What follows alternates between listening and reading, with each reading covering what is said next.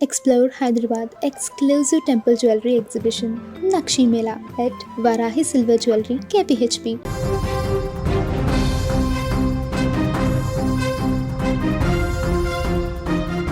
Oman తీరానికి సమీపంలో America బలగాలు జరిపిన దాడిలో ముగ్గురు భారత నావికులు మరణించినట్లు కేంద్ర మంత్రి సర్బానంద సోనోవాల్ వెల్లడించారు. తొలుత వీరు గల్లంతైనట్టుగా సమాచారం వచ్చినా ఇప్పుడు వారి మరణాన్ని అధికారికంగా ధృవీకరించారు. ముగ్గురిలో ఇద్దరి మృతదేహాలు మాత్రమే ఇప్పటి వరకు లభ్యమైనట్లుగా తెలిపారు.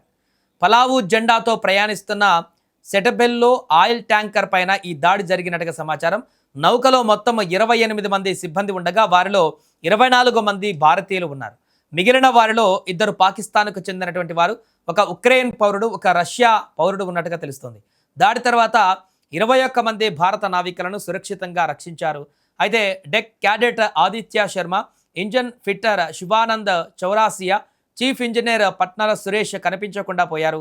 తాజాగా వీరు మరణించినట్లుగా నిర్ధారణ అయింది. ఈ ఘటన పట్ల తీవ్ర విచారం వ్యక్తం చేసిన సోనోవాల్ మృతుల కుటుంబాలకు కేంద్ర ప్రభుత్వం అండగా ఉంటుందని హామీ ఇచ్చారు. రక్షించిన సిబ్బందిని వెంటనే స్వదేశానికి తీసుకురావాలని అధికారులను ఆదేశించినట్టు తెలిపారు. మృతదేహాలను కూడా త్వరగా భారత్కు తరలించే చర్యలు చేపట్టాలని సూచించారు.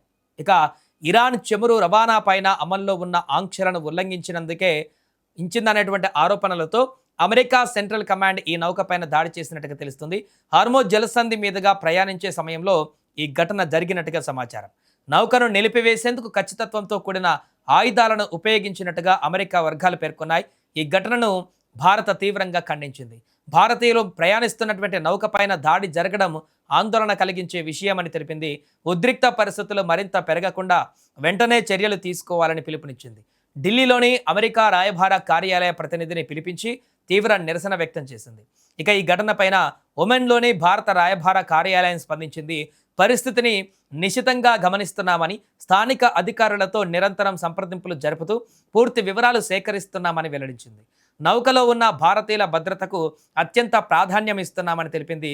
కాగా ఈ ఘటనకు ఒక రోజు ముందు గల్ఫ్ ఆఫ్ ఒమెన్లోని సెటబెల్లో అనే ట్యాంకర్ పైన జరిగిన అమెరికా సైనిక దాడిలో ముగ్గురు భారతీయ నావికులు మరణించిన విషయం తెలిసిందే. ఈ ఘటన పైన భారత ప్రభుత్వం తీవ్ర ఆందోళన వ్యక్తం చేయడంతో పాటు దౌత్యపరంగా స్పందించింది. వరుసగా భారతీయులు ఉన్న వాణిజ్య నౌకలు లక్ష్యంగా మారుతుండడంతో సముద్ర మార్గ భద్రత పైన కొత్త ఆందోళనలు వ్యక్తమవుతున్నాయి. తాజా ఘటన పైన ఇంకా పూర్తి వివరాలు వెలుగులోకి రావాల్సి ఉంది.